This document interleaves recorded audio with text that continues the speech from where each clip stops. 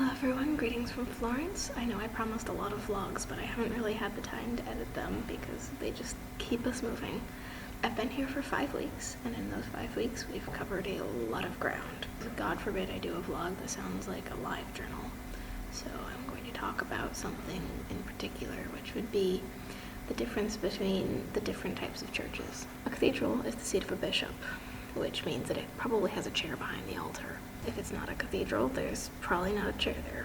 Just because it's a big church doesn't make it a cathedral. A basilica, which almost everything in Rome seems to be, and 50% of the churches here in Florence, where the Pope would come to say Mass if he ever came to visit that diocese. So it's like the parish church of the Pope.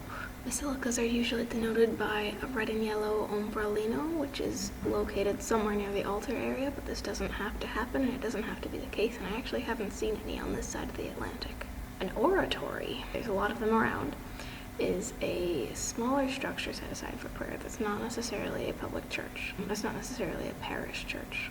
Oratories tend to be small one-room structures that aren't exactly equipped to hold pilgrims because they're not usually made for lots and lots of people to come through. The ones we deal with primarily are public and semi-public oratories, although in a lot of residential structures you'll get private oratories. On another note, a monastery is typically any kind of a cloister. It's a generic term for it. Monasteries and convents are used interchangeably, but convents tend to be for religious sisters, whereas monasteries tend to be for religious brothers.